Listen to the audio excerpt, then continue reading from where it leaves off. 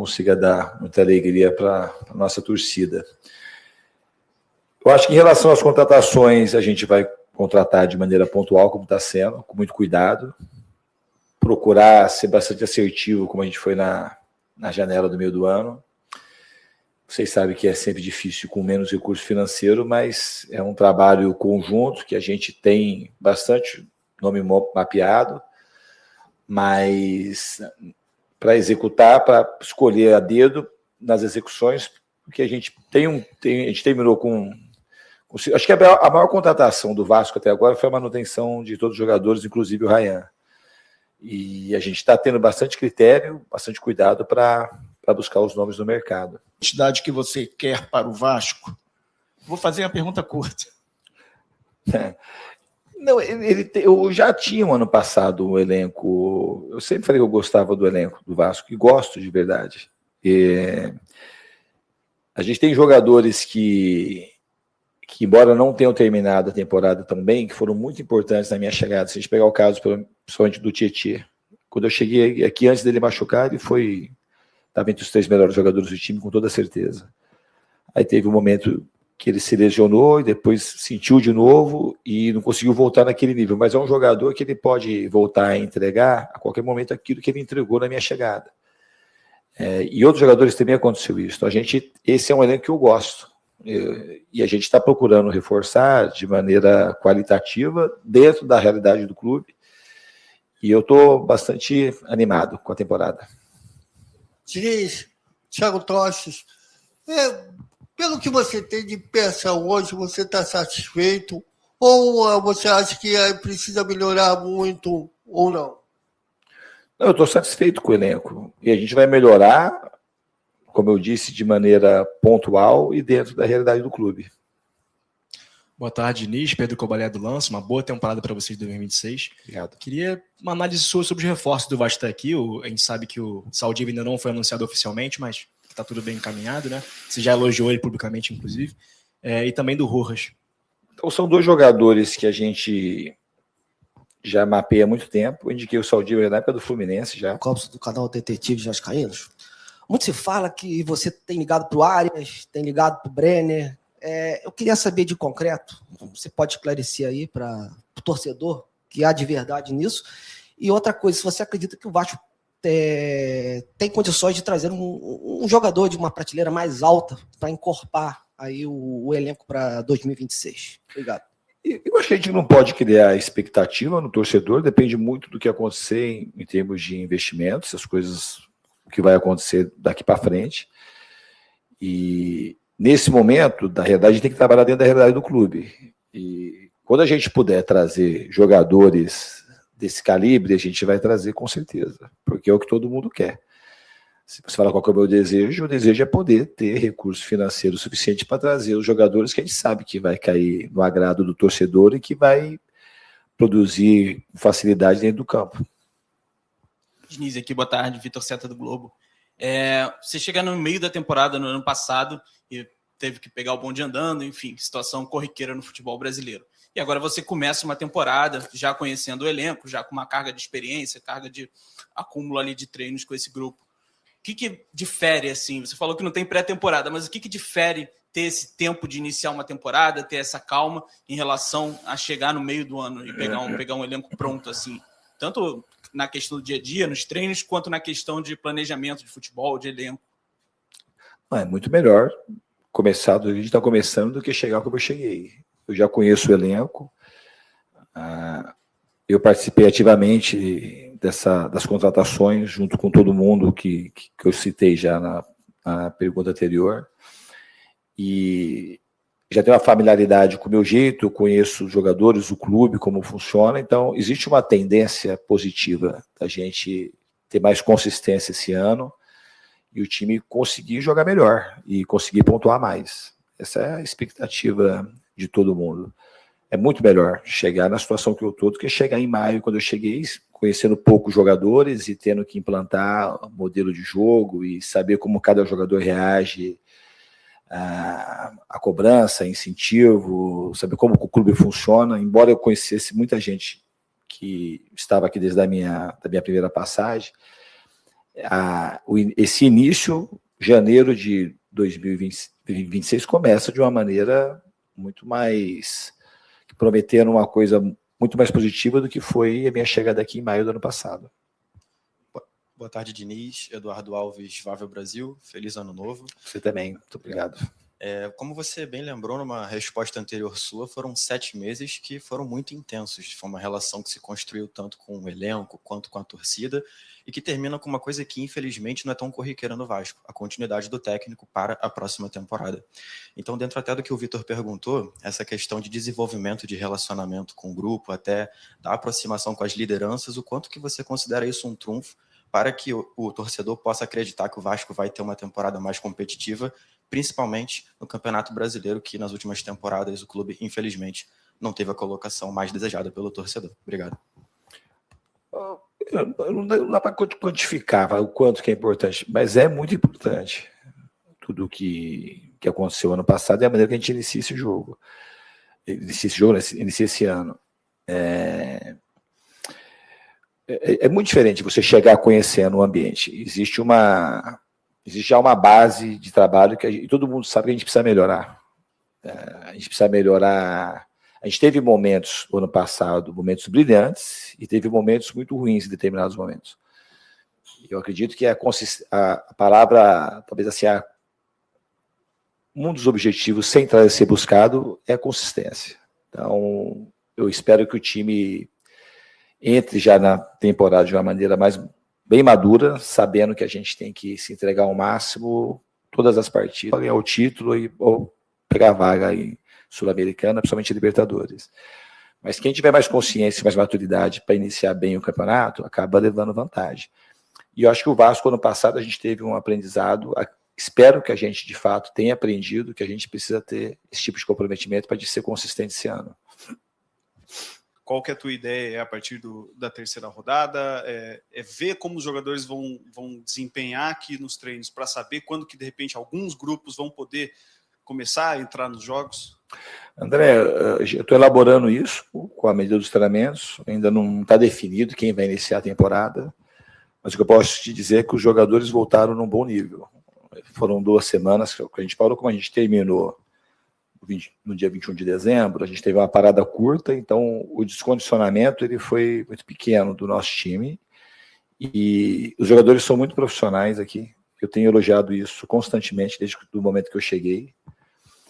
É um time que trabalha muito e tem muito mérito nisso.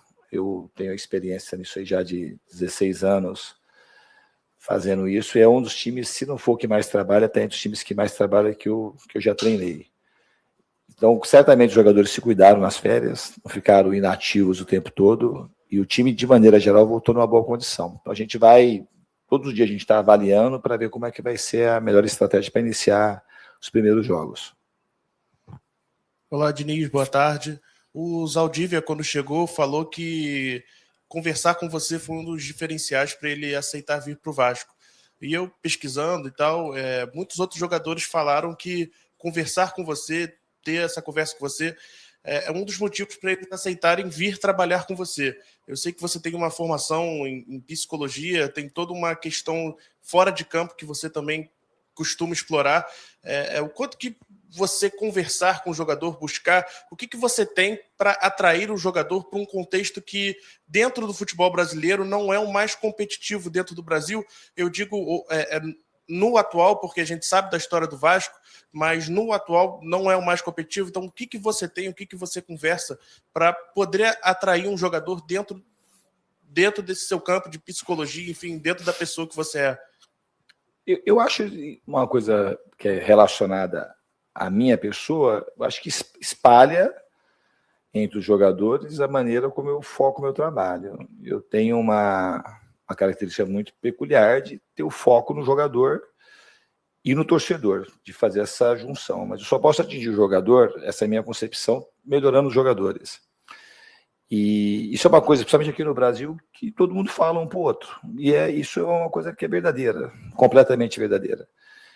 Então, assim, a minha intenção de desenvolver os jogadores, acho que somada à maneira como a equipe joga, porque o Saldívia, por exemplo, nós jogamos contra, algumas vezes, contra o Colo-Colo. Então acompanhou na Libertadores e viu como o time joga, como os jogadores jogam, e ele que é um zagueiro técnico, então eu acho que eu me encaixo aqui.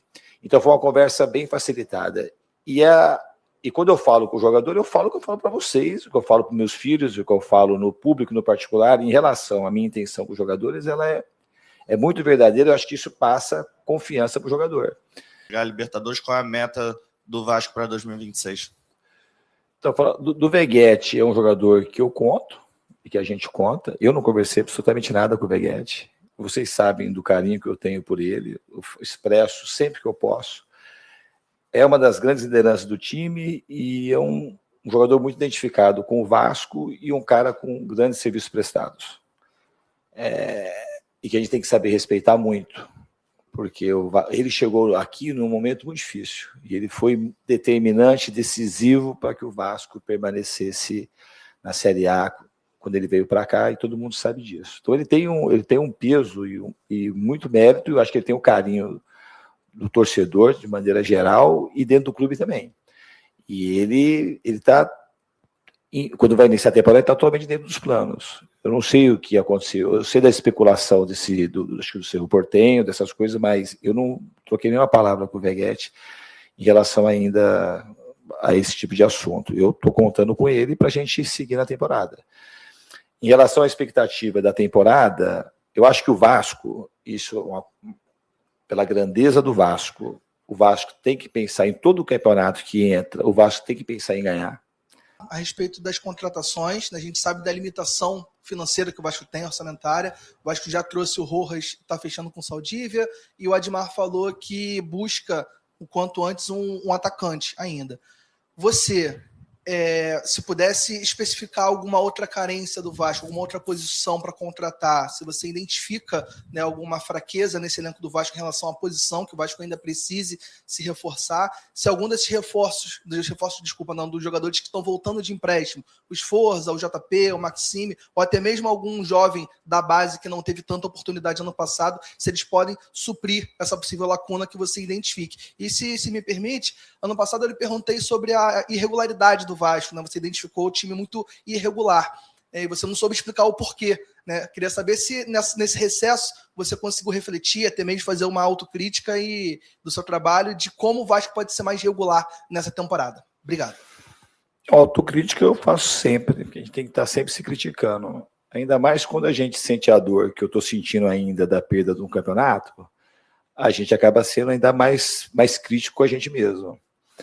Agora, assim, não é uma coisa, a dificuldade para te responder é a mesma, de falar assim, a gente teria que enumerar algumas coisas, talvez misturar essas coisas para saber o porquê da inconsistência que a gente teve.